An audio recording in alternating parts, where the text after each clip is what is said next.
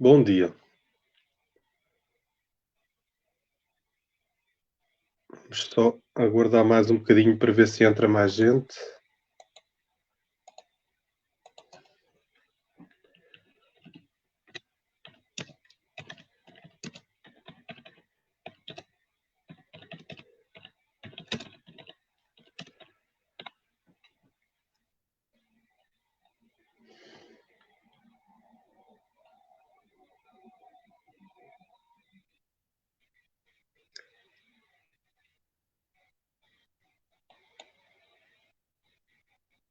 Estou a esperar 5 minutos para começarmos, para ver se entram mais pessoas que queiram assistir.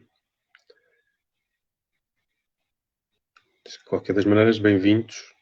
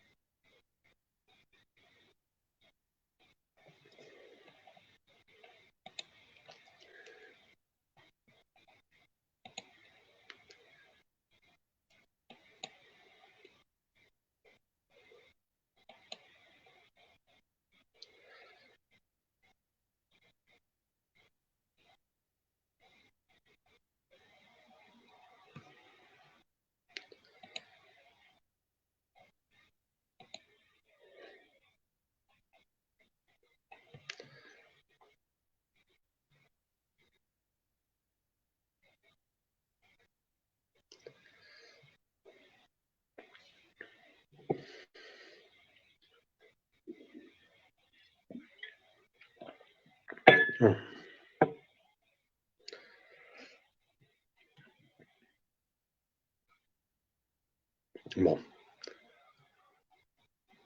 bom dia. Vamos então começar. Bom dia, obrigado por participar em mais uma destas nossas conversas organizadas pela Cooperativa Integral Minga. O objetivo hoje é falar um bocadinho da sustentabilidade económica e custos de uma cooperativa. Eu vou tentar fazê-lo da forma mais simples que consigo, porque estamos a falar de temas que muitas vezes parecem pesados e chatos e que são conversas normalmente que nem toda a gente tem gosto por elas ou paciência para nos ouvir. Vão-me dando feedback e se virem que estou a entrar numa parte demasiado técnica, tragam-me de volta para a terra. Ajudem-me aqui nos comentários a voltar à terra.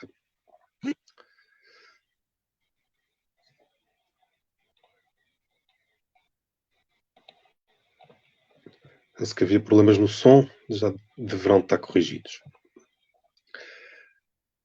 Começando, falando de cooperativas, não podemos começar a falar de cooperativas sem falar nos 7 princípios cooperativos. Adesão voluntária e livre, gestão democrática pelos membros, participação económica dos membros, autonomia e independência, educação, formação e informação, intercooperação e interesse pela comunidade. A adesão voluntária e livre é uma das características das cooperativas, é que são sempre abertas, isto é, estão sempre disponíveis para receber novos membros. Não sei se há algum problema técnico ou não. Se me conseguem ouvir bem.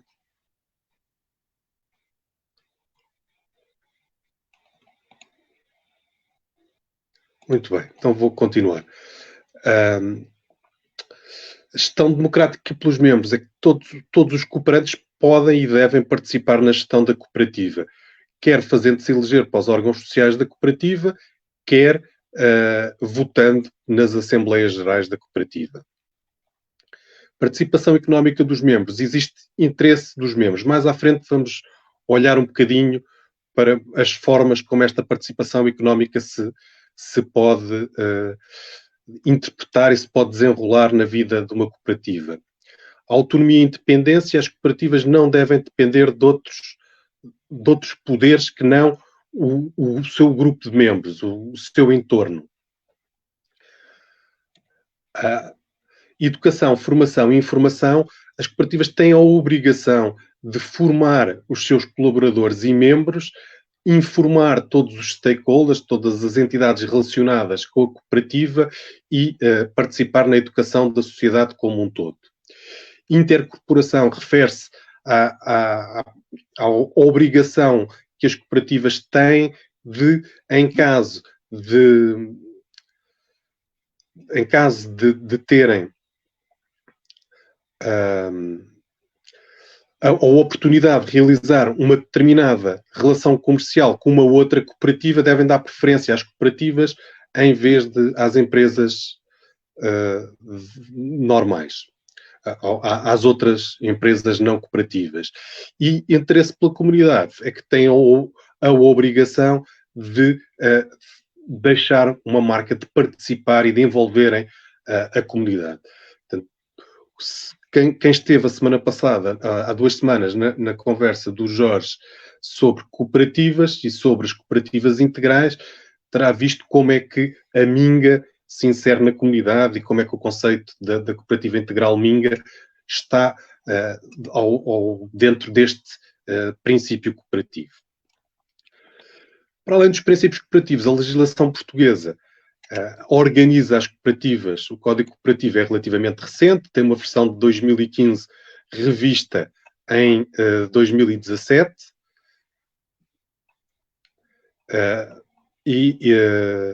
portanto, tem algumas falhas na nossa opinião, já poderemos lá ir mais à frente, mas define como ramos cooperativos e organiza as cooperativas por ramos cooperativos. Outros países optaram por outras formas de organizar as cooperativas. Por exemplo, Espanha, as cooperativas não são por setor de atividade, mas são por tipologia dos seus cooperadores, dos seus membros. Se os membros são trabalhadores, se os membros são ou trabalhadores, são clientes, cooperativas de consumo, se há outra forma de se organizarem. Os ramos cooperativos em Portugal são o ramo agrícola, artesanato, comercialização, consumidores, cooperativas de crédito. Aqui eu deixava um parênteses, porque as cooperativas de crédito não são propriamente cooperativas de crédito. As caixas de crédito são um caso particular das cooperativas de crédito que está regulamentado, as cooperativas de crédito não estão. Cultura, ensino, habitação e construção, pescas, produção operária, serviços e solidariedade social.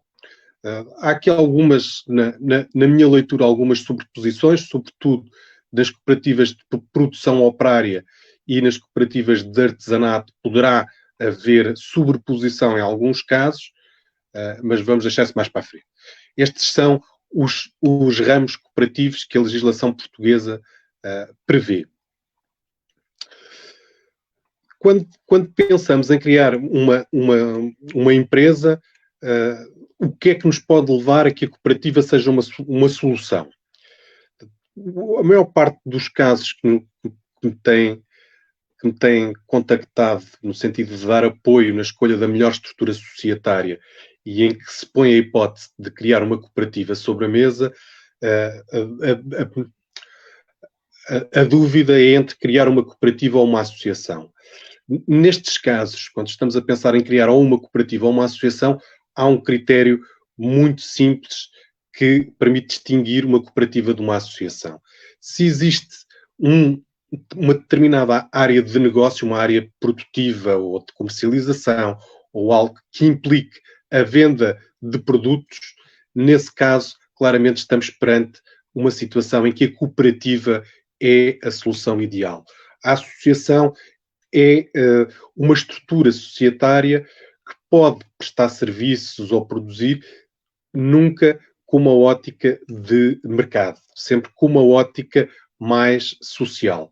Embora as cooperativas também possam ser cooperativas como vimos ainda há pouco, de solidariedade social, que são muito próximas das associações, onde, por exemplo, as CERSI, incluem-se as CERSI, incluem-se prestadores de cuidados continuados, prestadores de cuidados de saúde, etc. Muitos organizam-se sobre a forma de cooperativa ou de sociedade, ou de associação, e aqui poderá haver mais dúvidas. Mas no caso clássico, a cooperativa é a melhor estrutura quando existe negócios. Porquê? Por causa do regime fiscal,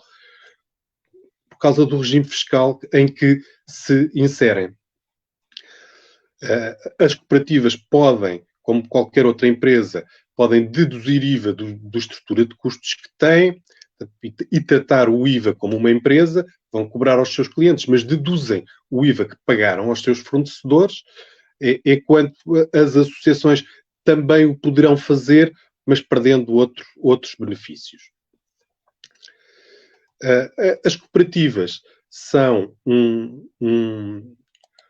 muito citadas na Constituição Portuguesa, que em termos de hierarquias da lei é a lei superior do país. Existem diversos artigos, alguns particulares, outros genéricos, sobre as cooperativas, em que estão salvaguardados os direitos e as diferenças das cooperativas. Eu vou citar só alguns a título de exemplo. O artigo 43 da Constituição refere as cooperativas de ensino como essenciais para o desenvolvimento. O direito dos consumidores também vem no artigo 60, também reflete as cooperativas.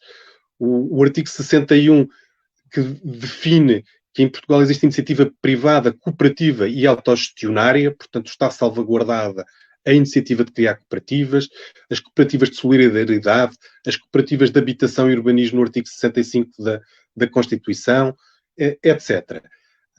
Existem várias referências logo na lei nacional, na Constituição, às cooperativas.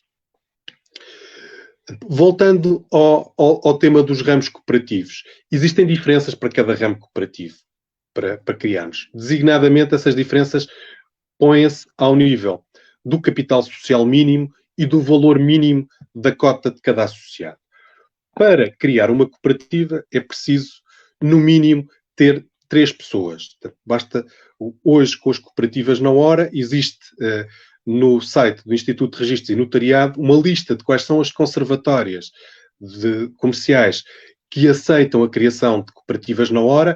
Essa lista é relativamente vasta. Por exemplo, a conservatória aqui de Montemoro Novo é uma das que registra cooperativas na hora. Portanto, não está só nos grandes centros urbanos. Se até em Montemoro Novo existe, que estamos a falar de um concelho que tem 16 mil habitantes, a conservatória permite realizar cooperativas na hora.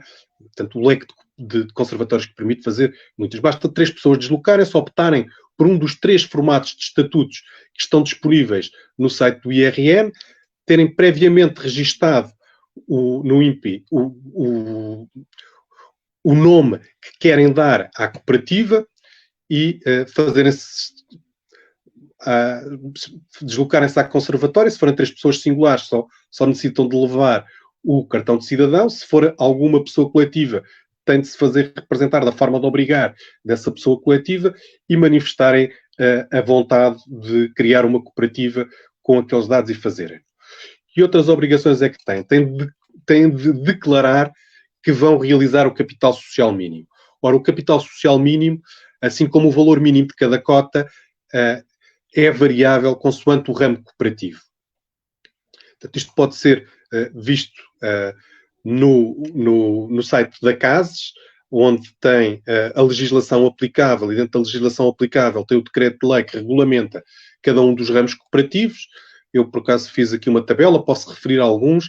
Portanto, uma cooperativa agrícola são 5 mil euros mínimo de capital social e cada cooperador terá de ter um mínimo de 100 euros em títulos, sendo que este valor terá de ser no mínimo de 3 títulos. O valor nominal de cada título tem de ser expresso nos estatutos, qual é o valor nominal de cada título, e tem de ter pelo menos 3 títulos que façam os 100 euros. No caso de 100 não é divisível por 3, portanto teria de ter mais de 3 títulos. Pode ser o valor nominal, pode ser de 5, 10, 20 euros, o que os cooperadores ou os fundadores desejarem. No caso das cooperativas de artesanato, o capital social mínimo é de 1.500 euros e a cota mínima é de 15 euros. As cooperativas de comercialização, o capital social mínimo é também de 1.500 e a cota mínima é de 100 euros.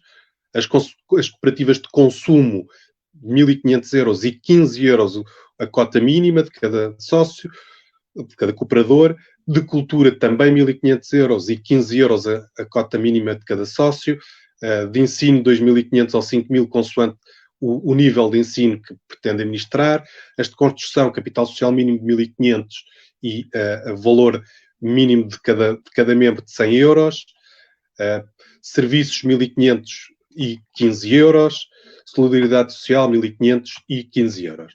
Portanto, selecionado o ramo cooperativo. No caso das cooperativas terem mais que um ramo cooperativo, que o podem fazer, são as cooperativas multissetoriais, assim que se designam, podem ter qualquer conjunto de ramos cooperativos que aqui estão à exceção do de crédito, que tem um regime particular e exclusivo para as caixas de crédito agrícola mútuo. A única coisa que tem, o capital social mínimo será o mínimo do ramo cooperativo que exigir mais capital. Se tem agrícola, que é o caso da Minga, tem outros ramos, mas o agrícola, o capital social mínimo é de 5.000 euros, o capital social mínimo com que foi criado foi de 5.000 euros. Não tem de ter o capital social constituído, entregue no momento da Constituição, mas os fundadores têm 1 ano para entregarem em dinheiro o capital social, sendo que no caso dos fundadores a realização do capital social tem de ser em dinheiro. No caso de novas entradas, pode ser 50% em dinheiro e 50% em serviços ou bens. É esse o enquadramento jurídico quanto ao capital social. Dentro das cooperativas, que vantagens é que têm face às demais empresas? O capital social, como vimos, é variável, o regime fiscal que lhes aplica tem algumas diferenças. Designadamente, a taxa de IRC a aplicar às cooperativas é ligeiramente inferior à que aplica às demais empresas. As demais empresas têm uma taxa de 21%, as cooperativas têm uma taxa de 20%. As cooperativas têm isenção de IMT e de IMI sobre edifícios sede ou edifícios para o exercício da sua atividade.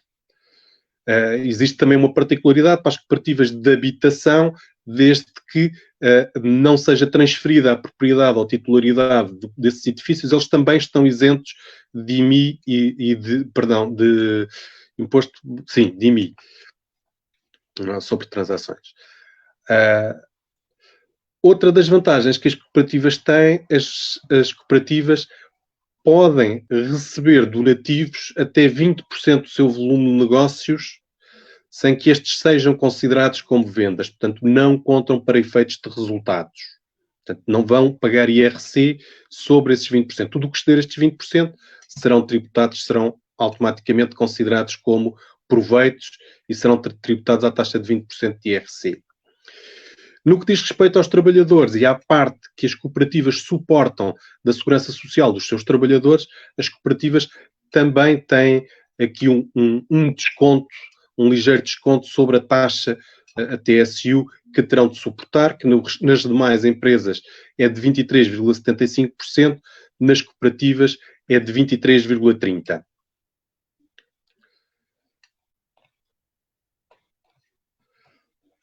Também podem deduzir as reservas constituídas, portanto, em caso de excedente, quando constituem reservas, as reservas de educação, as reservas específicas das cooperativas não são tributadas em sede de IRC e 20% das reservas legais também não são tributadas em sede de IRC. Portanto, têm abatimentos quanto ao imposto sobre as empresas.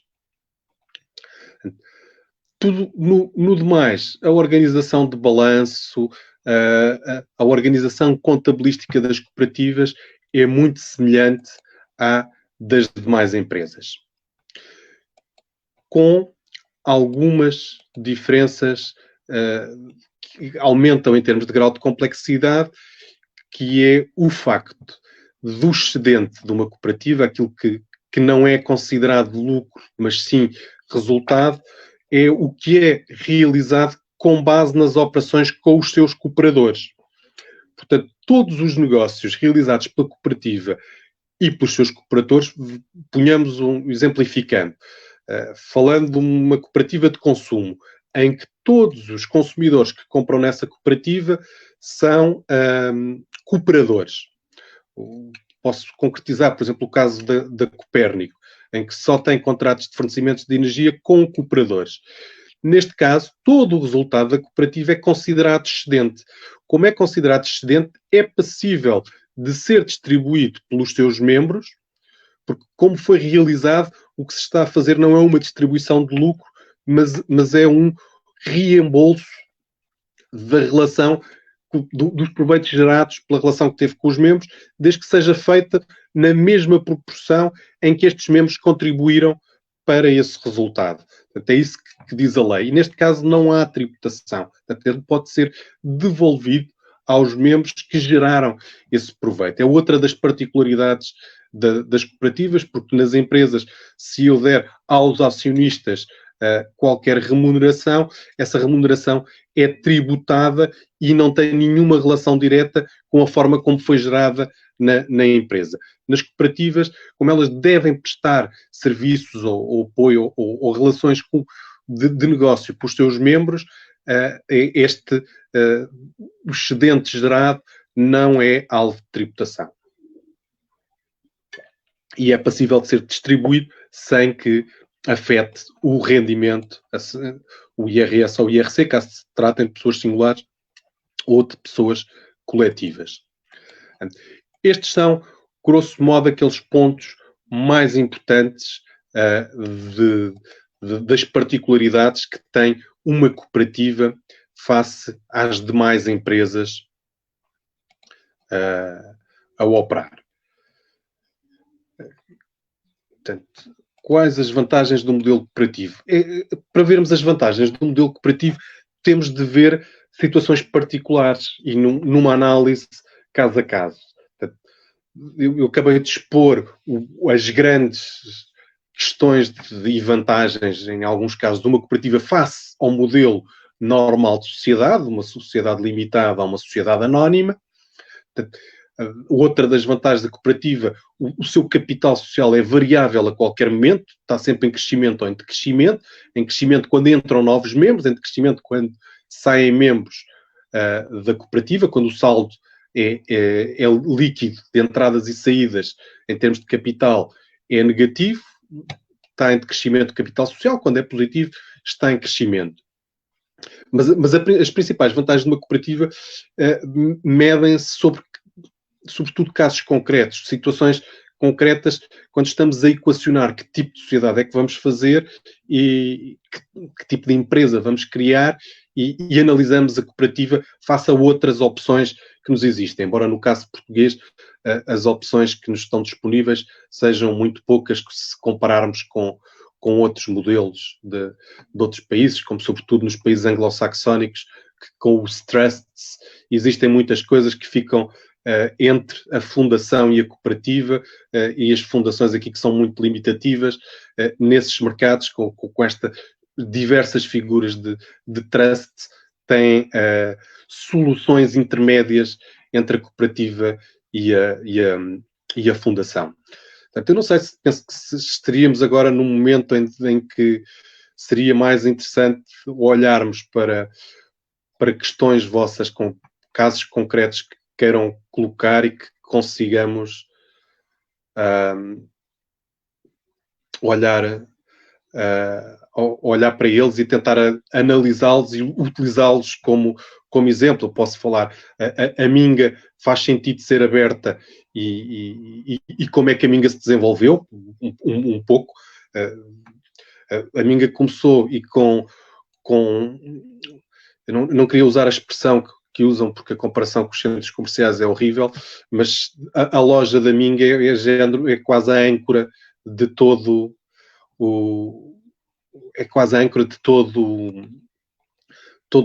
toda a atividade da cooperativa. Isto é, o que é que isto quer dizer? Quer dizer que a loja é o ponto de contacto. Depois, em termos de sustentabilidade económica, não foi a loja que trouxe sustentabilidade económica. A loja até há muito pouco tempo tinha ou rentabilidade negativa ou muito próximo de zero. Portanto, e isto ao fim de 3, 4 anos de atividade. Nos primeiros anos foi claramente negativa. Onde se trouxe o equilíbrio financeiro foi com a questão dos serviços, com os membros que utilizam a cooperativa como a sua base de faturação e pagam uma comissão sobre essa faturação de 5%, hoje de 5%, no início de 8%, e já temos uma outra iniciativa, eventualmente, para baixarmos, para aqueles que têm maior volume de negócio, baixar este valor, porque depois não gera o custo. E tem sido a parte dos serviços, ou foi durante muito tempo a parte dos serviços que trouxe o equilíbrio financeiro à cooperativa. Mas, se imputarmos custos da loja ao ponto de contacto e à angariação de novas pessoas e ao contacto direto, à recepção de faturas, etc., muito provavelmente a parte da loja teve equilíbrio financeiro antes, não pelo negócio gerado pela loja, mas sim pela utilização deste espaço como ponto de contacto e como apoio à prestação de serviços. Portanto, estas são algumas das questões que nos põem. Em termos de estrutura de custos de uma cooperativa, o que é a estrutura de custos fixa de uma cooperativa? Ora, primeiro, comecemos pelo princípio, pelo momento da fundação. A criação de uma cooperativa, o ir à conservatória e ir à conservatória e fazer o registro da cooperativa utilizando um dos estatutos e fazendo a cooperativa na hora, estamos a falar de qualquer coisa na casa dos 500 euros, que poderá ir até 700, depois dependendo do número de pessoas, de membros constituintes, etc. Portanto, esse será um custo inicial. O facto de se constituir a cooperativa não quer dizer que se comece a iniciar a atividade nesse preciso momento. Depois é necessário ir abrir atividade junto da repartição de finanças, levar o documento que a conservatória nos dá e ir à repartição de finanças, fazer uma declaração de início de atividade, que há de ter também um custo simbólico, penso que são 20 e qualquer coisa euros, já não o faço há algum tempo, mas esse foi o valor que pagámos há 3 ou 4 anos. Faz-se a declaração de início de atividade e aí sim começamos a ter a obrigação, quando se faz essa declaração de início de atividade, é preciso nomear um técnico oficial, um técnico de contas responsável pelas contas da cooperativa, que fica registado nas finanças como a pessoa que terá a responsabilidade de prestar contas em nome da cooperativa perante a autoridade tributária, e inicia-se esse custo, o custo da contabilidade. Sendo que isto vai variar consoante o volume de negócios e a complexidade desse mesmo negócio, o que é que queremos fazer em termos de análise de contas e que informação de gestão é que pretendemos retirar. Por exemplo, se temos muitas operações com membros e com não membros, se queremos dividir e se o intuito da cooperativa é esse excedente ser distribuído ou não, se não temos muitas operações dessa natureza, ou mesmo que existam, o excedente que for gerado será para reinvestir na cooperativa, não faz muito sentido estar a gastar recursos financeiros para poder oferir essa informação, mas andará em termos mínimo numa coisa de 150 euros por mês. De resto, a estrutura de custos será particular consoante o tipo de negócio que se está a fazer. Portanto, qual a atividade da cooperativa para vermos que tipo de custos é que vamos ter. Nós, por exemplo, no caso da Minga, com a loja mais o espaço integral, temos 2 rendas, temos 2 contadores de eletricidade, temos 2 contadores de água. Portanto, isto são estruturas de custo fixo. Temos uma pessoa que está a tempo inteiro nestes espaços e a geri-lo. Portanto, há estas condições. Temos de fazer um plano de negócios para poder ver que tipo de negócio é que temos e qual é o volume de negócio que temos de gerar para que a cooperativa consiga cobrir a estrutura de custos que nós pensamos que vamos ter. Portanto, temos de criar modelizar isto, fazer umas contas, aplicar aqui, depois ver quais são as implicações em termos de impostos, etc. E ver também, porque o facto de termos determinados custos, estes custos são uma coisa, o momento em que os pagamos, em que há fluxos financeiros por trás é outra, temos de ver quais são as necessidades de tesouraria para poder fazer face a esses custos. Portanto, e essa é uma outra conta.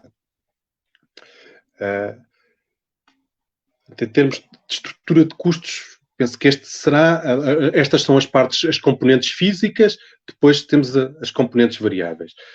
Pegando aqui algumas questões que eu consegui ler no chat, que vai muito rápido e que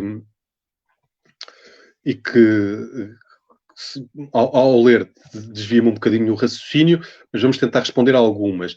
Alguém me perguntava uma cooperativa cultural capital social mínimo, já tinha referido, são 1.500 euros e 15 o valor mínimo de cada cota. Portanto, no ato da Constituição, se forem 3 pessoas, têm de ter um mínimo 15 euros cada um dos 3, sendo que alguém vai ter de meter mais para prefazer no total 1.500. Podem ser 500 euros cada um, ou pode ser meter 1.460 e 70 e os outros cada um meter 15. Portanto, dentro disto pode... A Sónia pergunta qual é o capital social cooperativa.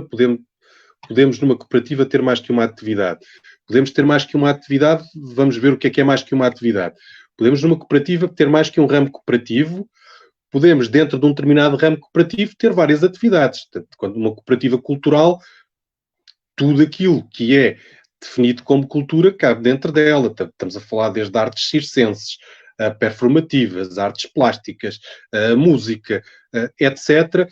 Tudo isto é cultura, assim como as atividades indiretas relacionadas com a cultura, como técnicos de som, técnicos de iluminação, etc. Tudo isso cabe dentro do que é objeto social de uma cooperativa de cultura.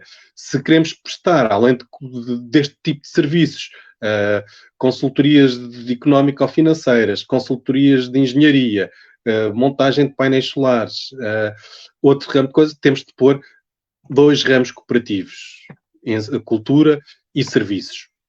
Mas pode fazer isso tudo e depois o objeto social tem de descrever aquilo que a cooperativa pode fazer. Hoje podemos adicionar a uma cooperativa, a uma sociedade, diversos códigos de atividade económica e depois essa aqui é a grande questão.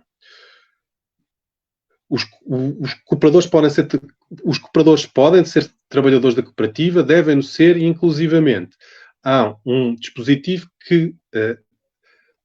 vou vir aqui às minhas notas, tenho aqui uma nota.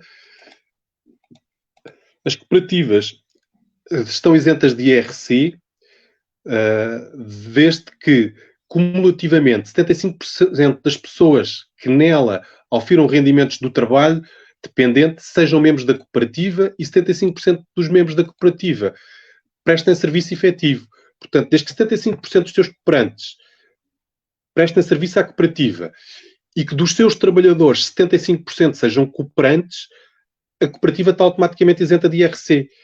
Portanto, não só podem, como devem. Não temos, como eu referi logo no início, não temos o regime espanhol, que as cooperativas são por natureza. Por exemplo, o Grupo Mondragón é constituído por um conjunto de cooperativas, a maior parte delas são cooperativas de trabalho. Todos os cooperadores são os trabalhadores da própria empresa. Aqui em Portugal não temos essa obrigatoriedade. Uma cooperativa não se define por todos os trabalhadores, não é uma tipologia, as cooperativas que os trabalhadores são os cooperantes. Mas há vantagens efetivas para as cooperativas cujos um grande número dos trabalhadores, 75%, sejam cooperantes. Joana pergunta, num projeto de distribuição de produtos alimentares, faria mais sentido os cooperantes serem os consumidores, os fornecedores, comerciantes ou os distribuidores? Joana, para ser muito sincero, a minha opinião, que é um bocadinho distorcida e é pessoal, é que deveriam ser todos. Mas depende de quem é que se organiza e de quem é que tem a iniciativa para o criar e se tem o poder de atrair os outros stakeholders. É muito de onde vem, desculpem o inglês, se referir a palavra em inglês, de onde vem o push da coisa, não é? Porque se quem gera são os consumidores, quem tem iniciativa e faz avançar o projeto são os consumidores, pois será uma cooperativa de consumo. Se são os fornecedores que se querem organizar para chegar a mais consumidores, será uma cooperativa de comércio. Se são os distribuidores, eu, por exemplo, posso-te referir que, ao contrário do que muita gente pensa, em Portugal as cooperativas não são todas PMEs. Há grandes empresas. A CASES publica um ranking das 100 maiores cooperativas, o último é dado com dados de 2018, e a maior cooperativa em Portugal é a Coprafar, Cooperativa de Proprietários de Farmácia, fundada em 1975 no Porto, que tem um volume de negócio de 376 milhões de euros, com 55 trabalhadores. Portanto, estamos a falar de 376 milhões de euros de volume de negócios de uma grande empresa. Engraçado que nas 5 maiores, duas pelo menos são, as duas maiores são cooperativas farmacêuticas. A segunda é a Plural, formada em 73 em Coimbra, também do ramo farmacêutico, que tem 195 milhões de euros de volume de negócio. Depois vem os nossos amigos do leite, a Agros, a União das Cooperativas de Produtores de Leite dentro de Douro e Minho, e depois voltamos a ter outra distribuição, etc. Convido para consultar, mas se quiserem consultar, está disponível na página da CASES. A CASES é um bocadinho o regulador do setor cooperativo. Eu acho que não regula nada, mas que dificulta bastante a nossa ação, criando duplicação de tarefas e de regras, porque obriga-nos, ao contrário das empresas que têm de prestar contas ao Estado até 31 de maio, as cotadas em bolsa, até 15 de junho, as demais com a entrega do modelo 22 e do IES. As cooperativas até têm de realizar as suas Assembleias Gerais até 31 de março, quando as demais empresas têm de o fazer até 31 de maio, e depois têm 8 dias úteis para entregar, 30 dias úteis para entregar, 30 dias de calendário para entregar à CASES esta documentação toda para poderem obter o certificado de cooperativas, para poderem concorrer a fundos públicos, que é a única coisa que o certificado da CASES permite é concorrer a fundos públicos, fundos do Estado português, porque se concorrermos a projetos diretamente financiados por Bruxelas, não precisamos de nada disto. O que parece-me completamente uma alarvidade, e estar a criar ali meia dúzia de taxas que a CASES tem alguns funcionários para... não sei muito bem para quê, porque não vejo proveito direto enquanto cooperativa, a não ser o advogado da CASES para ajudar em questões que tenhamos diretas do ponto de vista organizacional quanto ao facto de sermos cooperativa, ou na realização e na validação dos estatutos no ato da constituição da cooperativa ou no ato de alterações estatutárias. Aí sim há um apoio efetivo e recomendo vivamente que utilizem esse apoio da CASES. Para o resto, já pedimos apoio várias vezes e a resposta, eu pessoalmente em várias situações para diferentes cooperativas, e a resposta foi sempre a mesma, que não tinham recursos para poder fazer. Uma cooperativa pode receber apoios estatais de investimento, como as demais empresas, sendo que os apoios específicos para o setor social estão dependentes desta emissão da credencial da CASES. Os demais não estão dependentes em nada, concorrem em igualdade de circunstâncias com as demais empresas. Funciona como uma empresa normal. José João pergunta: as cooperativas podem vender para não membros? Podem, sim, senhora. Não há nenhuma obrigatoriedade. É aquela questão que eu dizia há pouco. Se for uma cooperativa do ramo das cooperativas de comercialização, a diferença está no apuramento do resultado que é tributado ou não. As vendas que são feitas com os membros podem constituir excedentes passíveis de restituição aos membros, portanto, de distribuição. As que foram feitas, o resultado obtido a partir das vendas foi feito com não-membros, não pode estar sujeito a tributação, tem de pagar IRC. Portanto, essa é a principal diferença. É possível oferir quais são umas e quais são outras. Implica alguma complexidade, implica que as cooperativas tenham uma determinada dimensão e que justifique os custos contabilísticos de medir uma coisa e outra. Senão, na prática, estará tudo sujeito a imposto.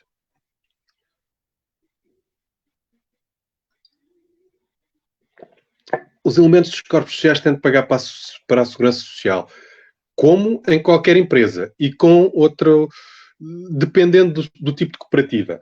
Nas cooperativas de setor social, tanto que tenham o estatuto de IPSS, há limites legais para a remuneração dos órgãos sociais. Nas outras, não. O que é preciso é haver um mecanismo de aprovação da remuneração dos órgãos sociais.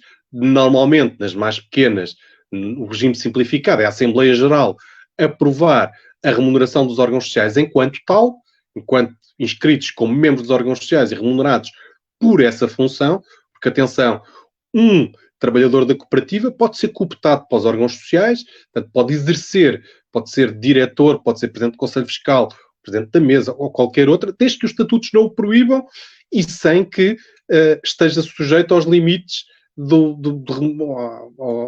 uma remuneração definida pela Assembleia Geral.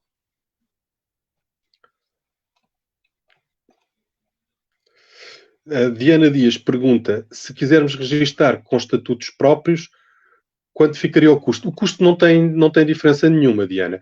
A única questão que tem é... não é uma questão de custo. Peço desculpa, mas eu perdi aqui o meu backup.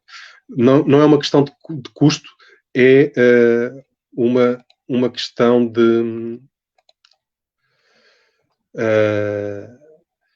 rapidez. Não podes fazer uma cooperativa na hora se fores com estatuto próprio. Tens de fazer marcação, esse estatuto tem de ser validado pela conservatória, todo o processo complica um bocadinho mais. Mas não é impossível. Eu já criei uma cooperativa com um estatuto próprio, depois foi preciso aprová-lo pela CAS, etc. Enquanto estes estatutos estão previamente aprovados, depois podes alterá-los. O custo de registrar uma alteração estatutária na conservatória é de 200 euros. Pronto, sai mais barato, efetivamente, se pretendes alterar os estatutos, registares logo com o estatuto novo, com o estatuto criado por ti. Agora, o processo de validação é que é mais complexo, mas não é de todo impossível, nem é impraticável, e o grau de complexidade que acrescenta não é uma coisa que dificulta. Em termos de custo, no ato da Constituição é o mesmo. Ana Catarina Mendes, bom dia. Que tipo de serviços presta a Minga? Ora, os serviços que a Minga presta dependem dos seus cooperantes. Na prática, o que acontece são os cooperantes da Minga que prestam serviços.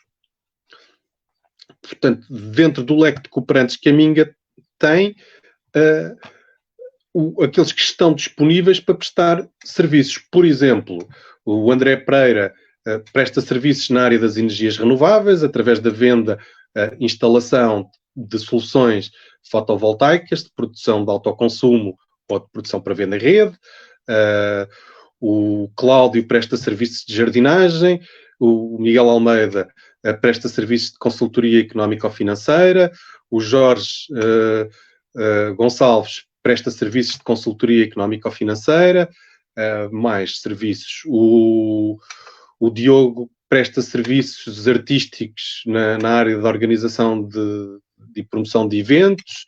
Por aí fora, o Alexandre presta serviços de informáticos, de constituição de websites, soluções de programação e programas-chave na mão, etc. Portanto, depende daquilo que os membros o fazem.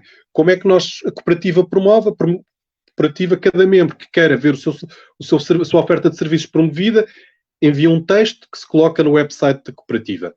Essa é a promoção. Depois, em termos de eventos, cada um terá de fazer a sua promoção com o suporte e com a utilização da marca da cooperativa.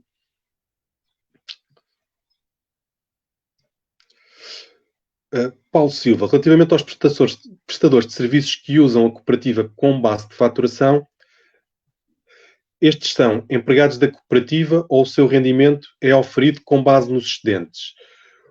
Podemos explicar melhor isso dos excedentes? Bom, os excedentes não são mais do que aquilo que é o lucro numa empresa normal.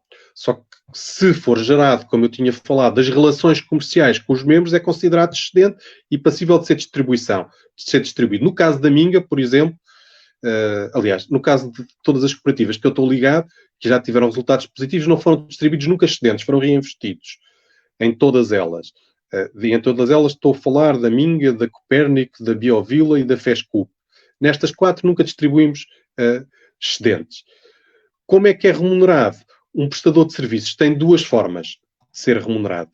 Uma delas é um salário, sendo que para ter uma remuneração via salário, a sua prestação de serviço, as suas vendas, deduzidas dos 5% de comissão da cooperativa, têm de gerar recursos financeiros suficientes para cobrir a totalidade dos custos de oferir um salário. Portanto, acontecendo isto, via salário. É uma situação para as pessoas que têm todos aqueles que estão ativamente e que toda a sua faturação, que geram um volume de negócios suficiente, optaram por esta posição. Os que não têm um volume suficiente, o que fazem são tarefas esporádicas, vão apresentando custos à cooperativa para poderem receber o dinheiro que geraram e retirá-lo dentro da cooperativa e serem remunerados. Isto acontece com pessoas que têm atividades menos continuadas e com um carácter menos de menor permanência ou de mais volatilidade.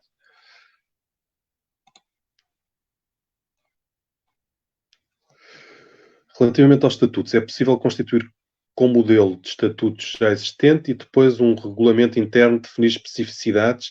Este regulamento tem de ser validado pela CASES? Não. O regulamento interno não tem de ser validado por ninguém, senão pela Assembleia Geral. E é possível fazer o que propões. É uma das soluções optadas, muitas vezes, é criar criar um estatuto simples e depois regulamentar, criar um ou vários regulamentos internos que podem fazer. A questão é... eu estava a dizer que o estatuto tem de ser aprovado, o regulamento interno tem de ser aprovado em Assembleia Geral. Estatutariamente não tem. A direção pode criar um regulamento interno e enforçá-lo. Depois aí a questão da democracidade. Se calhar faz sentido ter nos estatutos, desde que diga que outras normas são passíveis de regulamento interno aprovado para a Assembleia Geral, aí sim temos essa solução e essa aí parece mais justa e mais estanque, que é para não gerar casos de violação do princípio da democracia. Na minha opinião, sim, o que se pode fazer, devemos é fazer com que esses regulamentos sejam dependentes da Assembleia Geral para manter o princípio da democracia de gestão e do poder democrático a funcionar dentro da cooperativa.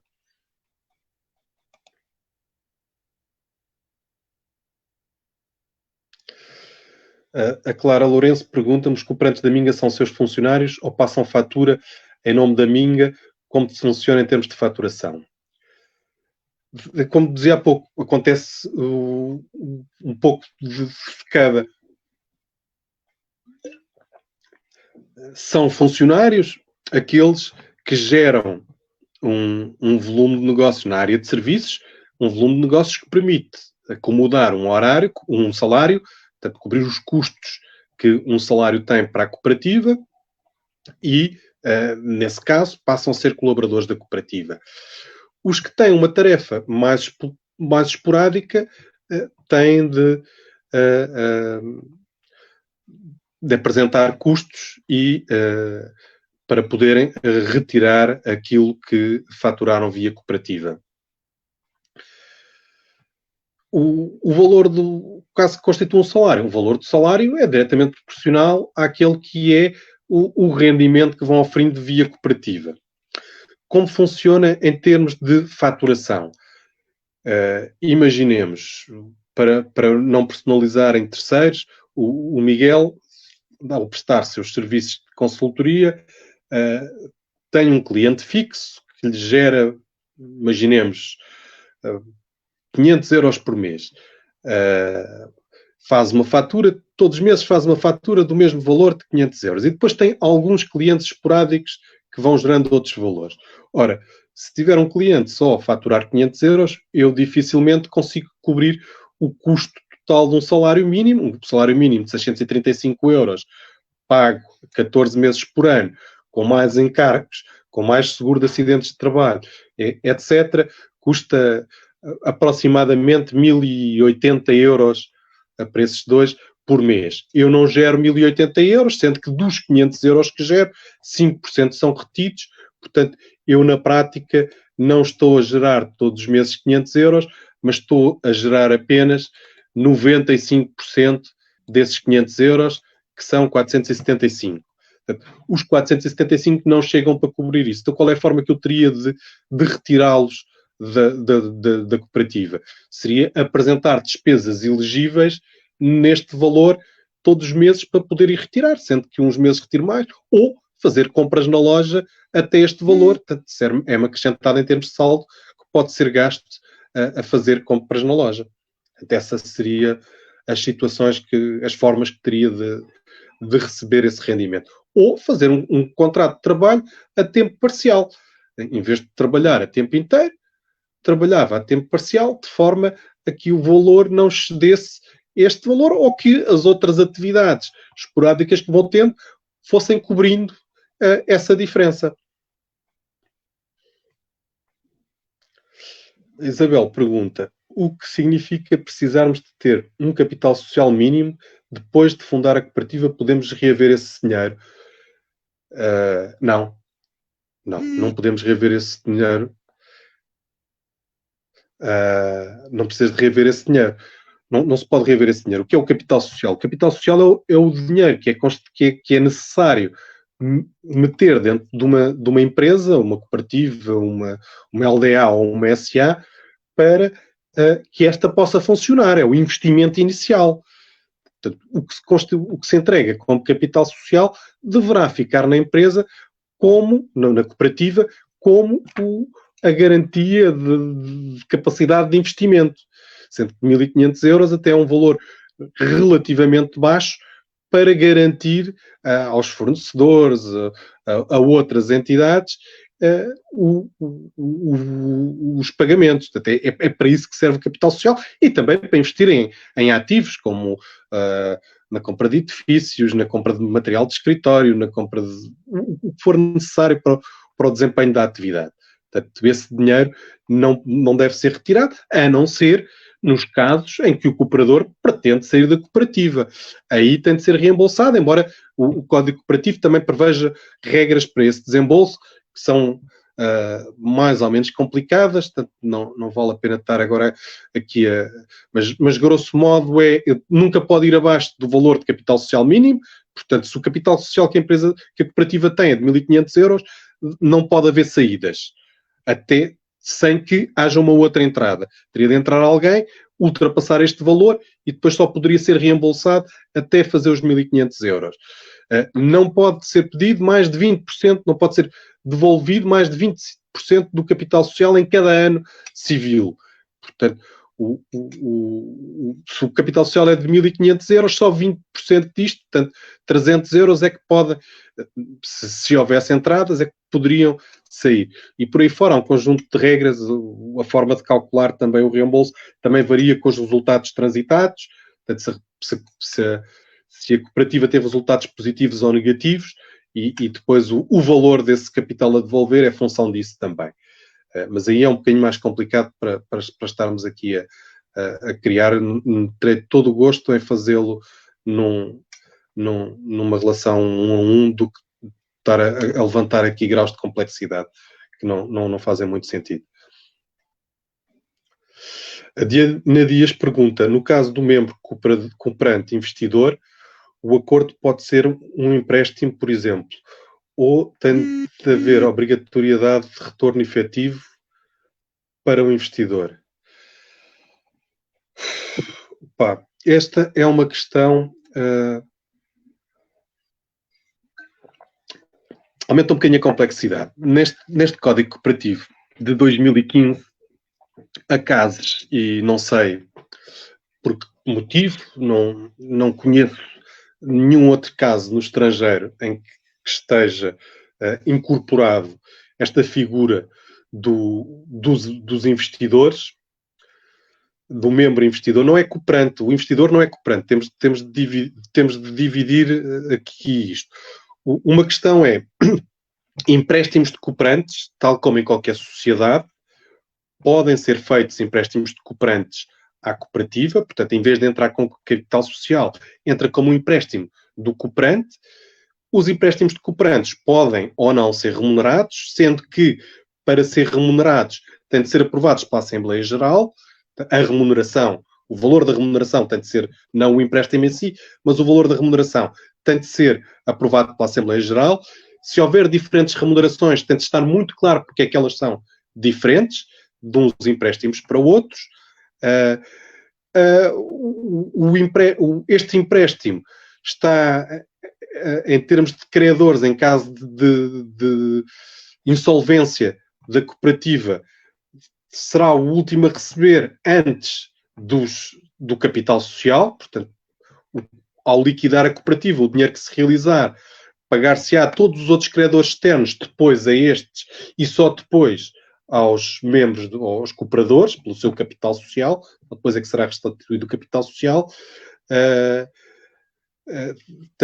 assim que este funciona, não tem nenhuma relação com o lucro. A única relação que tem é que só pode ser distribuído lucro depois de serem pagos. Sendo o que diz o Código Cooperativo, quando há distribuição depois de serem pagos, não é relativamente a estes empréstimos, é relativamente à figura de investidor que o Código Cooperativo de 2015 criou e que não dá muito bem para perceber o que é, porque era uma tentativa de falar de social bonds e que na prática o que criaram foi membros investidores que não são cooperadores, podem ou não ter direito de voto, inclusivamente o Código Cooperativo dá-lhe direito a mais que um voto, que viola claramente o princípio da representatividade democrática. Pode ter até 3 votos o investidor, e esse sim tem proteções especiais quanto a receber a remuneração do seu investimento, portanto, quanto ao momento em que recebe os juros.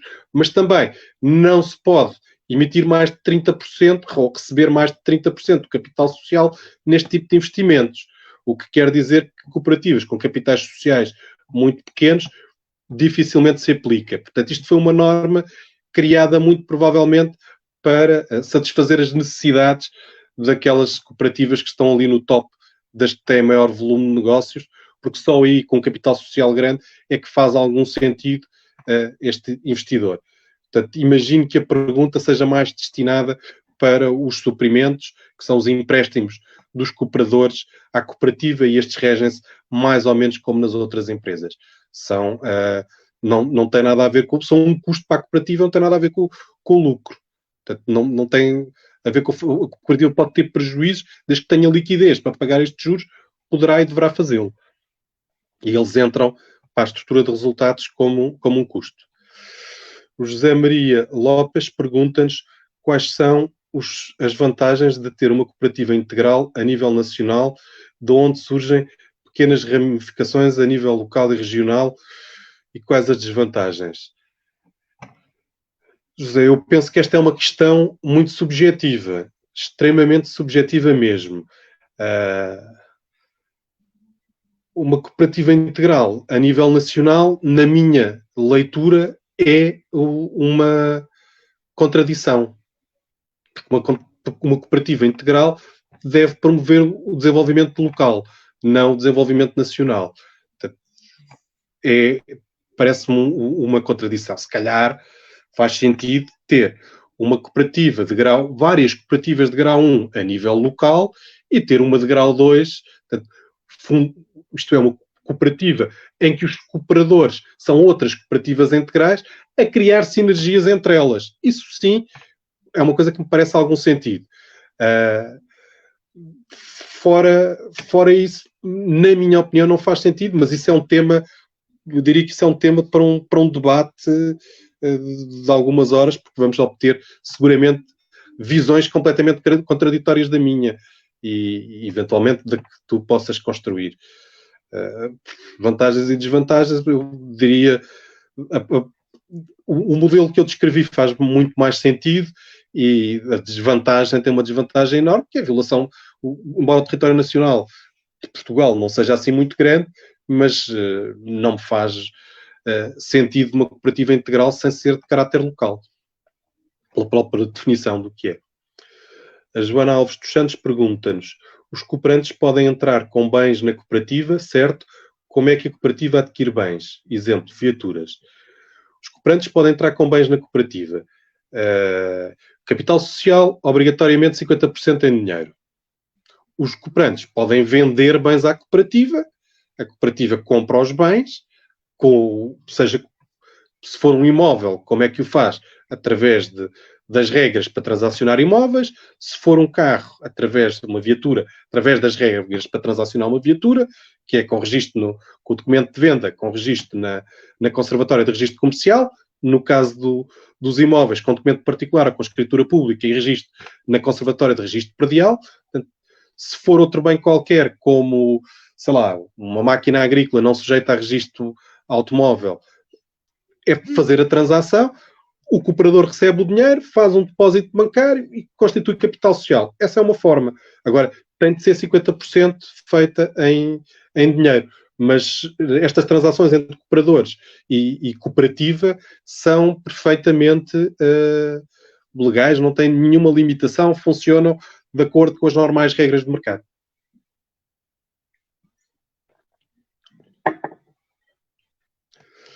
Relativamente ao exemplo que referiste dos cooperantes que não geram faturação suficiente para um ordenado mínimo e que depois apresentam despesas para cobrir o diferencial, como é que isso gera rendimento? É o reembolso do IVA dessas despesas ou como é? Bom, vamos tentar esquematizar para explicar. O cooperante que não tem ordenado vai apresentar faturas, sendo que o regime de IVA que vai aplicar essas faturas é igual ao regime de IVA que aplica a sua faturação. O que é que isto quer dizer? O meu saldo é definido pelo valor líquido de IVA da minha fatura, as minhas despesas em termos de saldo. Quando eu apresento uma despesa, eu vou ser reembolsado pelo valor da despesa mais IVA, mas o meu saldo só é afetado pelo valor líquido de IVA. Isto é, os saldos são geridos sem IVA, os pagamentos são geridos com IVA. Exceção aos cooperadores que faturam com IVA zero, as atividades que estão isentas de IVA, em que lhes são reembolsadas as despesas e o seu saldo de conta corrente é atualizado com o valor global, incluído o IVA. Porque, como não tem dedutível, tem de suportar o custo. Portanto, são tratados da mesma forma que, em termos empresariais, seriam. Portanto, se não há IVA para deduzir, é um custo para a sua atividade. É possível fundar uma cooperativa financeira social, ou seja, sem fins lucrativos? As cooperativas são todas sem fins lucrativos. Ponto. Por definição da lei. Fundar uma cooperativa financeira social. Eu não sei o que é uma cooperativa financeira social, sendo que dos ramos cooperativos, a única atividade financeira que está regulamentada são as cooperativas de crédito, sendo que as cooperativas de crédito na prática não estão. O que está regulamentado são as caixas de crédito agrícola mútuo. As atividades, a lei das instituições financeiras e os avisos do Banco de Portugal que o regulamentam, na minha visão, são inconstitucionais porque obrigam a que qualquer uma das entidades que presta atividades financeiras seja uma SA, uma sociedade anónima, o que viola a Constituição portuguesa, que diz que a nenhuma cooperativa pode ser limitado o acesso a qualquer atividade económica. E a lei de bases das instituições financeiras limita a atividade económica regulada naquela lei, instituições de crédito e outras financeiras, a sociedades anónimas.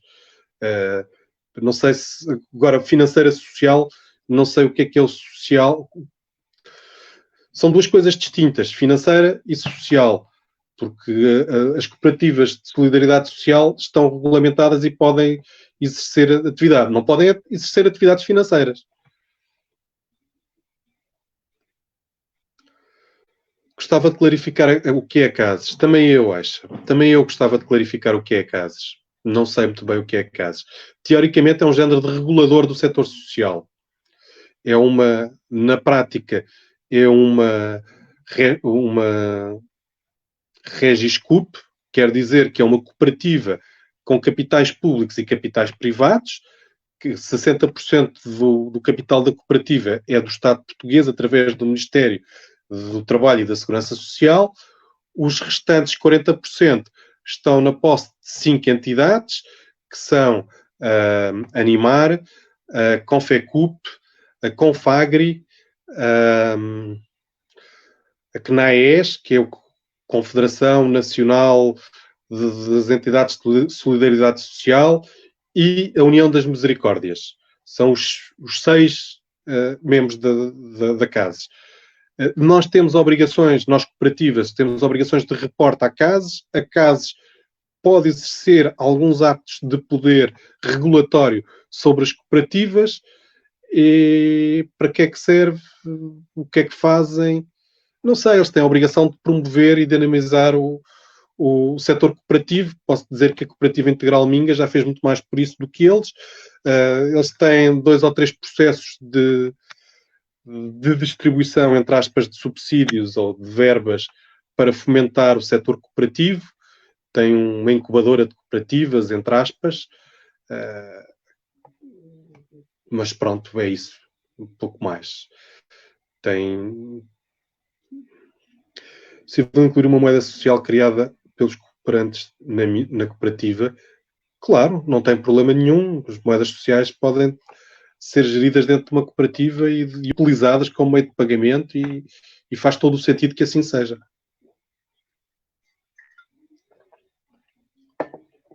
Não há nenhuma limitação quanto a esse tema. Proteção ambiental está previsto em algum ramo de atividade cooperativa? Infelizmente, não. Porque também não é considerado propriamente uma atividade económica a proteção ambiental.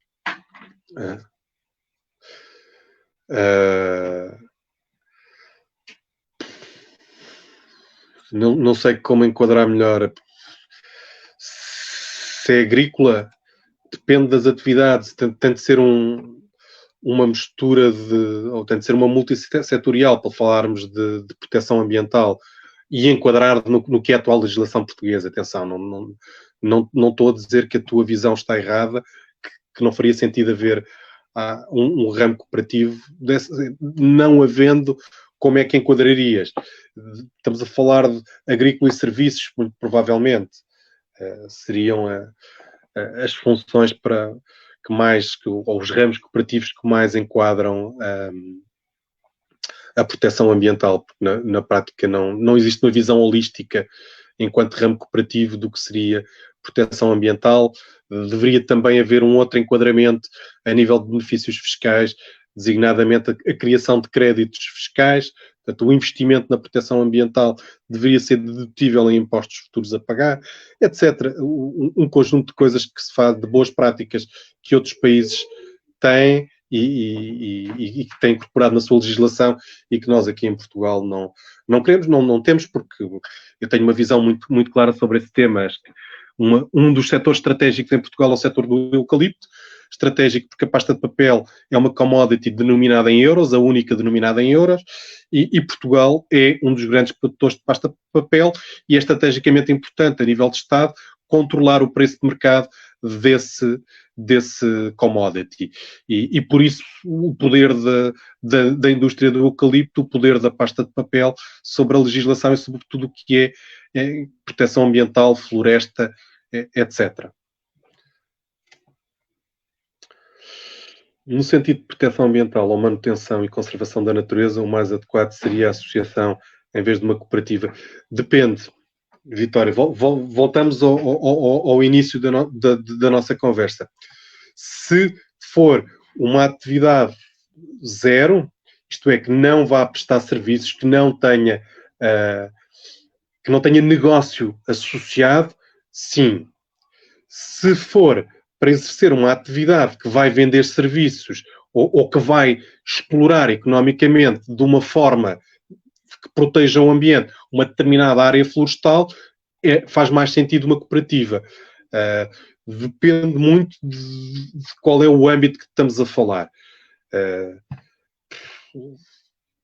Por exemplo, essa a iniciativa de Florestar Portugal pretende-se constituir e um dos temas que andaram a examinar foi esse, se seria uma associação ou uma cooperativa. E acabaram por optar por um modelo cooperativo, porque sim, para terem a sua sustentabilidade económica ou financeira, e na prática o que fazem hoje já é consultorias, é vender serviços, e como vendem serviços faz todo o sentido que seja uma cooperativa. Se for angariar voluntários e fazer ações em que não haja não faz sentido nenhum que seja uma cooperativa, uma associação tem muito menos obrigações de reporte contabilístico, etc., de estrutura, não faz sentido sobrecarregar a estrutura e criar uma estrutura burocrática por trás, pode ser gerida por 1 ou 0 pessoas, mas ela existirá enquanto numa associação é permitido um grau de informalidade muito maior. Não tem de pôr reporte contabilístico no formato que têm as demais empresas. Portanto, aí depende sobretudo dessa natureza.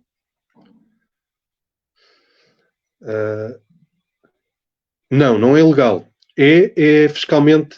Peço desculpa, vou repetir a pergunta. José João Rodrigues, há associações que comercializam, é ilegal. Não é de todo ilegal. Não é, na minha perspectiva, a solução fiscalmente mais eficaz. Porquê? Porque ou uma associação opta por um regime de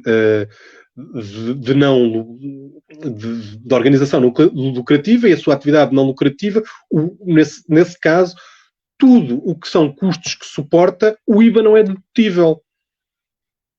E vai ter de cobrar IVA sobre os serviços que presta. Há associações que podem conviver com estas duas atividades, mas vivem sempre, e eu faço a gestão financeira de uma delas, vivemos sempre com muito cuidado, porque onde nos movemos é muito sensível. Se tivermos uma fiscalização da autoridade tributária, eles poderão considerar que o gasto de gasóleo que nós deduzimos não foi posto na atividade que é comercial, mas sim a gente utilizou para outra coisa e não temos como provar o contrário. Portanto, há um grau de arbitrariedade e de riscos muito grande. Portanto, uma associação pode até conviver com as duas situações. Agora, se for uma cooperativa, é mais simples. Portanto, o que é IVA é dedutível quando tem direito a ser dedutível e é claro e transparente e permite uma gestão muito mais fácil, sem gerar ineficiências, sem eu ter de estar a suportar custos de IVA porque estão nas atividades que não são de mercado. E ter uma associação totalmente virada para o mercado, então aí não faz mesmo sentido nenhum. Para isso a cooperativa é a estrutura mais adequada, porque há envolvimento, há participação de capital social. É que as associações não têm capital social. Se eu pretendo fazer negócio, tenho de ter investimento, tenho de ter capacidade de investimento. Uma associação não pretende ter essa capacidade de investimento. Sendo que algumas das vantagens que aplicam às associações aplicam igualmente às cooperativas, designadamente a nível de fundos que podem concorrer, desde que tenham a credencial da CASES, podem concorrer a quase tudo o que pode concorrer uma associação. Portanto, em termos de atividade, desse ponto não tem desvantagens.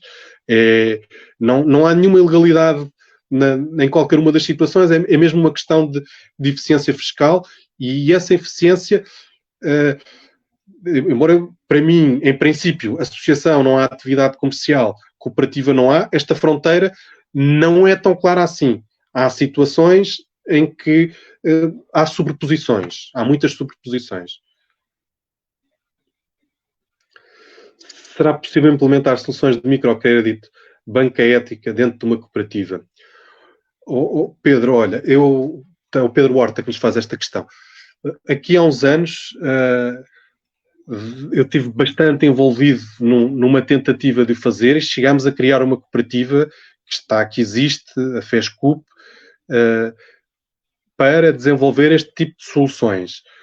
Os entraves que nos têm criado tudo e mais alguma das entidades, inclusive a CASES, ou sobretudo a CASES, foram muitos. A minha visão à tua pergunta, a minha resposta da minha interpretação da lei, sim, é possível. Uma cooperativa pode recolher, porque a chave está na lei das instituições financeiras, que define o que é que são as exceções às operações de crédito, portanto, aquelas que não estão ao abrigo daquela lei. E os empréstimos de uma empresa aos seus colaboradores ou aos seus acionistas, o que é, no caso das cooperativas, aos seus cooperantes, não são consideradas operações de crédito.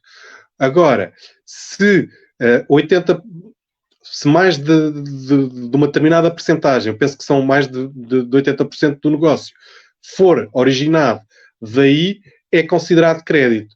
O que quer dizer na prática é que uma cooperativa pode fazê-lo desde que não seja o seu principal negócio. Desde que tenha outras atividades como principais, desde que isso seja uma atividade acessória. No caso da Copérnico, por exemplo, temos ao contrário, não emprestamos aos membros, o que fazemos é recebemos empréstimos dos membros para fazer investimentos em produção de energia renovável. E a Copérnico tem 1,6 milhões de euros captados e quando vamos buscar um investimento típico tem uma dimensão na casa dos 100 mil euros, em termos de médios, hoje devemos... no último ano já foi na casa dos 100 mil euros o investimento médio, e 100 mil euros nós captamos em 10 minutos. Portanto, ainda demoramos mais tempo a gerir a frustração das pessoas que queriam investir e não conseguiram, do que a gerir os processos de investimento, a gerar contratos, etc.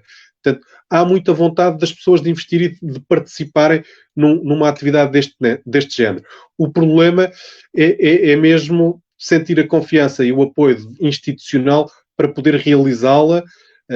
Há um veículo cujo objetivo era esse, com apoio internacional, mas tem havido muitos bloqueios a nível nacional para permitir fazer isso.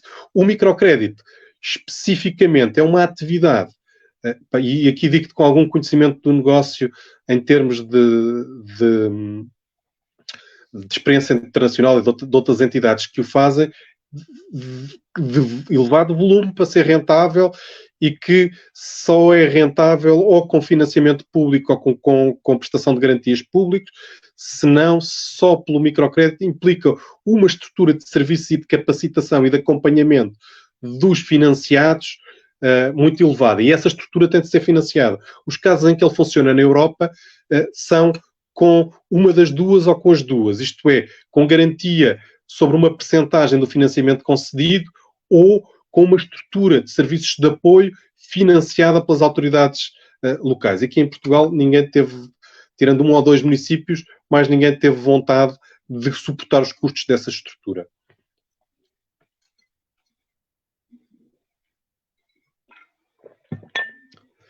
Existe algum tipo de legislação que promova a concertação público-cooperativa?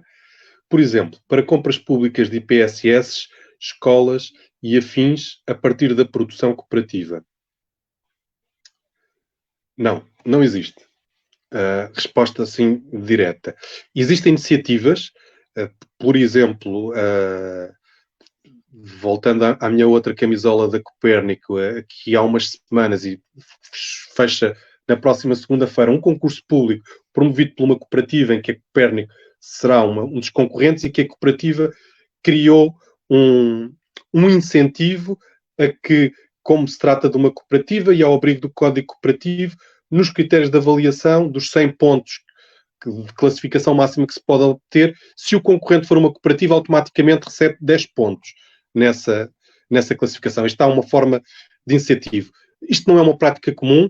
Por acaso, essa cooperativa é presidida pelo presidente da Confecup, e ele dizia-me que é uma das falhas da Confecup e também da Senacerci, que é outra confederação de cooperativas das Cercis, é não haver o fomento à intercooperação por parte das cooperativas. Tem de se criar um mecanismo que leva que as cooperativas, incentiva as cooperativas a comprarem das cooperativas e relacionarem-se entre si. O Estado a comprar nas cooperativas. Tenho o caso em Espanha, a Soma Energia, que é uma cooperativa idêntica à Copérnico. Muito do seu crescimento deu-se quando os movimentos de cidadãos do Podemos e do Cidadanos ganharam algumas autarquias, e essas autarquias, por se tratarem de movimentos constituídos por cidadãos e não de partidos políticos, hoje já são partidos políticos, mas no início fomentaram muito quando fizeram concursos públicos de fornecimento de energia e outros tipos a que davam vantagens ou nas grelhas de pontuação pontuavam melhor as cooperativas ou outras formas empresariais de se juntarem de cidadãos ou, em alguns casos, optaram pela dispersão do capital social. Portanto, davam mais pontos ou limitavam mesmo, havia câmaras municipais que criaram concursos públicos que limitavam mesmo a participação em entidades cuja dispersão do capital social fosse superior a 1%. Ou que a concentração de capital social. Isto é, nenhum acionista podia ter mais de 1% do capital social da sociedade. Isto, na prática, só as cooperativas é que conseguem lá chegar. Uma cooperativa com mais de 100 membros, dificilmente, ou o capital social ou os direitos de votos, dificilmente poderia concorrer a isto.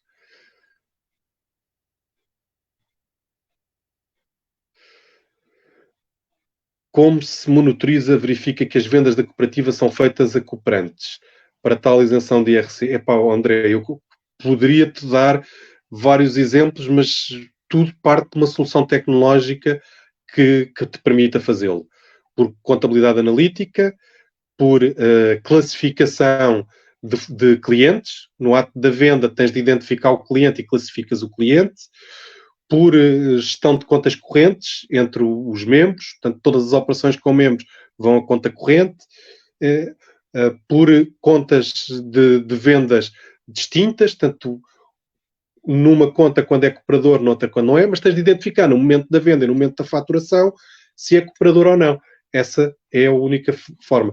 O mesmo nas compras. Porque no caso de uma cooperativa como a Minga, que é uma cooperativa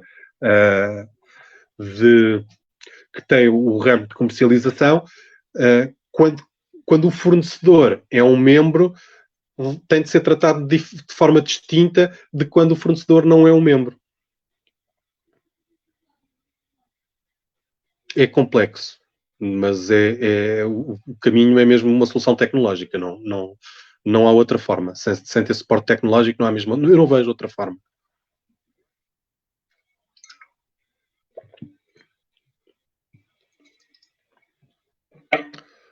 Bom,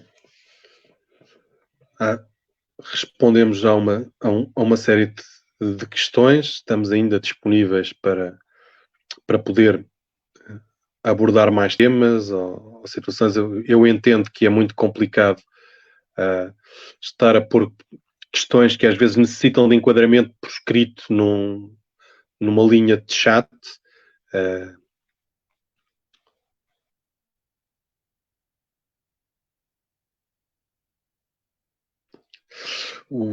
Diana, os CAIs têm de fazer correspondência com as secções da cooperativa, mas tem de ser um CAI principal e até 2 secundários ficam-se a faltar CAIs para resolver. Não, Diana, já não é assim. Tem de ser um CAIs principal e penso que são 15 secundários. 15 ou 16 ou 17, uma coisa assim. São bastantes os CAIs secundários. Estava a ver aqui se conseguia.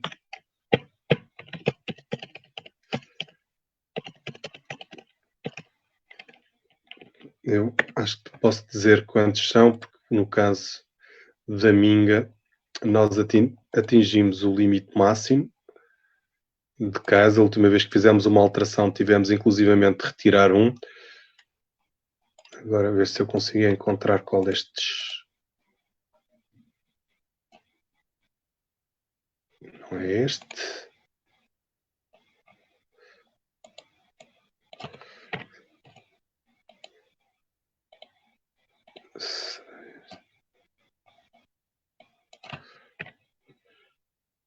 Não consigo.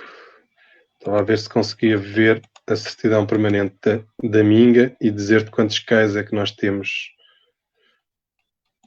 associados. Mas podes associar muitos e se vieres para as raízes não fores ou não utilizares as bases, portanto, os mais generalistas caso da Minga, tem um código principal, um CAI principal, e tem 19 CAIs secundários. Portanto, tem 20 códigos de atividade económica associados a uma única entidade. Portanto, permite aqui um leque grande. Não permite cobrir todas as atividades. Há atividades que a gente faz sem ter código de atividade económica, sendo o que diz a lei é desde que estejam reconhecidas no objeto social e que não seja uma atividade muito recorrente, podes emitir faturação, sem problema nenhum. Portanto, a limitação é, primeiro, só podes faturar sobre atividades que estejam no objeto social. Por isso é que os objetos sociais muitas vezes são testamentos de uma página inteira, que é para caber lá tudo e mais alguma coisa. Depois, os códigos de atividade económica que tens associados, hoje podes ir até aos 20, um principal e 19 secundários. Esses devem representar o maior volume da tua faturação. Não quer dizer que não possas emitir faturação sobre atividades secundárias que estejam dentro do objeto social da cooperativa, mas que não tenhas código de atividade económica associado. Se fizeres muita faturação, aí vais ter de ir associar num código de atividade económica.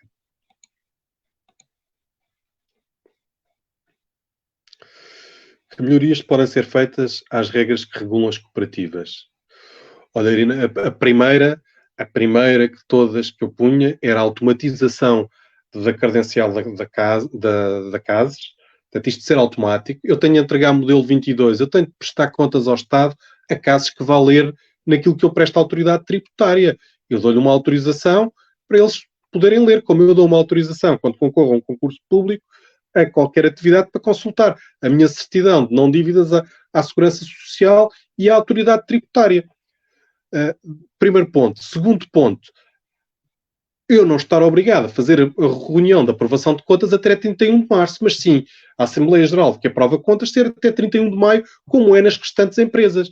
Porque estamos a onerar e a obrigar a fechar contas muito mais cedo. E olha que é muito difícil eu ter as contas fechadas a meio de março, mais tardar, normalmente para conseguir aprovar até 31 de março eu tenho de ter um primeiro esboço de contas fechadas no final de fevereiro, para depois fazer a revisão, as correções que entendermos necessárias para poder enviar com a convocatória 15 dias antes da Assembleia Geral, porque as contas têm de estar fechadas 15 dias antes da Assembleia Geral. Ora, numa cooperativa com 3, 4 cooperantes, isto é muito simples.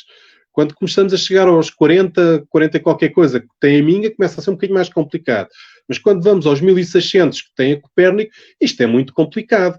Ter as contas fechadas com tanta antecedência é quase impossível. Logo a seguir ao fecho do ano, pronto, possível é tudo uma questão de custos. Mas sai-nos é muito mais caro e temos de ter a estrutura para poder cumpri-lo. O que eu alteraria, em segundo lugar, seria este desequilíbrio que existe entre as empresas e as cooperativas e pôr toda a gente no dia 31 de maio, como deve ser. Depois, questionar muito bem o que é a CASES e pensar seriamente o que é a CASES, e se calhar quem tem andado a decidir o que é a CASES não tem sido quem deveria decidir, e depois quando uma mesma entidade é gerida há mais de 20 anos pelo mesmo personagem, por muito bom que ele seja e que tenha, por um excelente trabalho que tenha feito, se calhar está na hora de mudança e de trazer sangue novo e de trazer outras perspectivas para o que é a CASES e repensar um bocadinho o que é a CASES.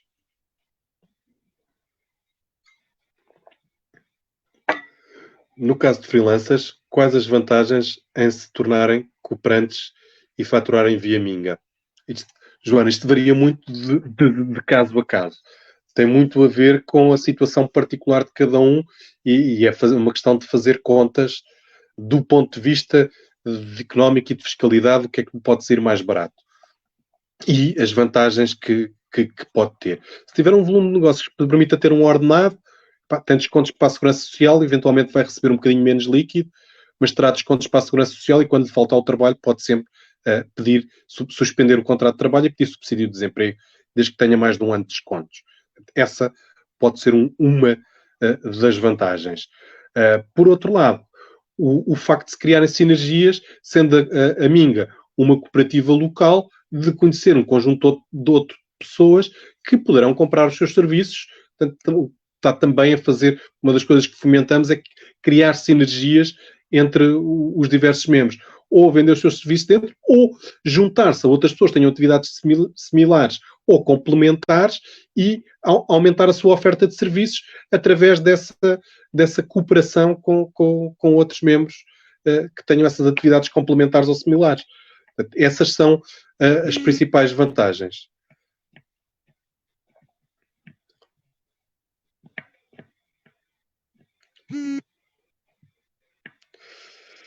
Da banca ética poderia desenvolver melhor, porque acho que é uma questão principal fugir dos bancos comerciais. A banca ética é um João Manuel, pergunta-nos se, falei há pouco da banca ética, se poderia desenvolver melhor, porque acho que é uma questão principal fugir aos bancos comerciais. A banca ética é um bocadinho isso tudo, tem... primeiro não investe na economia de casinos, depois os projetos financiados pela banca ética são transparentes, portanto, quem deposita consegue perceber onde é que o dinheiro dos seus depósitos é utilizado em termos de financiamento, portanto há uma transparência clara. O custo do financiamento é um custo ético, não há taxas disparatadas como existem na nossa banca, que há uns que têm direito a taxas muito baixas e há outros que têm direito a taxas muito altas, e depois, quando se vai ver os problemas, o incumprimento dos que têm as taxas muito baixas é muito maior do que o incumprimento dos que têm as taxas muito altas, para não referir assim, muitos casos, mas, por exemplo, os Brardos e Firminos desta vida, que deram um desfalque brutal aos bancos, enquanto usufruíam de taxas baixíssimas e de garantias que pouco ou nada valiam, enquanto as famílias pagam taxas bastante mais altas e em caso de incumprimento, ficam a morar na rua. Este tipo de coisas que a banca ética tem outros mecanismos para que não aconteça, e cada vez mais as pessoas, ou muitas das pessoas, pretendem que o seu dinheiro não esteja nos bancos tradicionais. Em Portugal ainda não existe nenhuma iniciativa desta natureza que tenha uma licença bancária. Os bancos internacionais com quem falei acham um mercado português de pequena dimensão, portanto, mais difícil, mas não perdi ainda a esperança de que se consiga ter um banco ético em Portugal a médio prazo, pelo menos. Não digo que há um ano, mas a 5, 10 anos, penso que será possível, porque cada vez mais, ainda para mais agora, depois desta pandemia que atravessámos, ver se as pessoas despertam mais conscientes para o poder que efetivamente têm alterando os seus comportamentos, do que mantendo o business as usual que vivíamos, o status quo que vivíamos antes. Numa cooperativa com o ramo de serviços, pode um cooperante contratar ajuda pontual, isto é, outros prestadores de serviços não cooperantes? Claro que sim, não há qualquer limitação a que os negócios sejam obrigatoriamente feitos só com o cooperante. A maior parte dos nossos cooperantes tem relações comerciais com outros não cooperantes. Inclusivamente temos o caso de uma cooperante que tem 2 colaboradores que só se tornaram cooperantes da Minga depois de já serem colaboradores.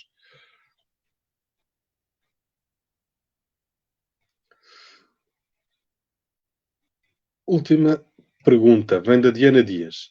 Podemos incluir os estatutos que qualquer alteração aos estatutos exige unanimidade, e a alteração do regulamento interno também pode exigir unanimidade. Diana, a verdade não te sei responder de cor, de memória. O Código Cooperativo, o Código Cooperativo define as alterações estatutárias como 2/3. Mas não creio que defina qualquer regra que impeça aumentares os 2/3. Podes definir que é por unanimidade por todos. Agora, depois levanta-se outra questão, que é a unanimidade é a unanimidade dos presentes ou a unanimidade dos cooperantes? Tem muito a ver com a forma como redige, mas sim, não há limitações àquilo que possas. As limitações àquilo que podes escrever nos estatutos são poucas. São as que estão na Constituição. Desde que ele não seja inconstitucional e que não seja uma violação clara dos princípios cooperativos, do espírito do Código Cooperativo e do que lá vem escrito, não vejo que aqui estejamos perante uma situação dessas. Agora, a unanimidade pode conduzir à ingovernabilidade, a dificuldades em gerir a cooperativa. Portanto, a ser criada deverá ser para coisas muito pontuais. E atenção que as entidades cooperativas, as empresas, as sociedades quando são constituídas, muitas vezes são para viverem muitos anos e há diversas mudanças na nossa sociedade que implicam coisas que nós hoje não conseguimos prever no futuro e que implicam alterações e adaptações que depois poderão ser muito difíceis de implementar. Portanto, tenham cuidado, se calhar 3/4 ou unanimidade entre os presentes, por exemplo. Mas tem muito a ver com a forma como é redigido.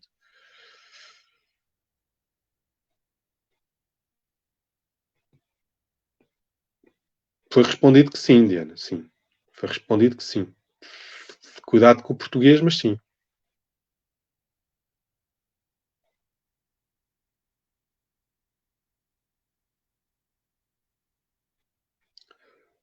Bom, gostava só de referir que, caso pretendam, está ali o e-mail, a caixa de e-mail que eu giro.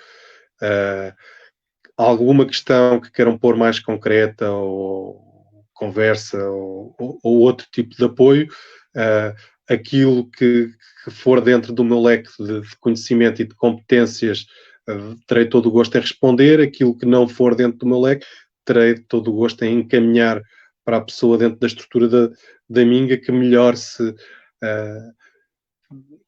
que melhor poderá responder a esse tipo de questões ou assumir que efetivamente nos ultrapassa e que vai para além do que é a nossa capacidade, o nosso conhecimento.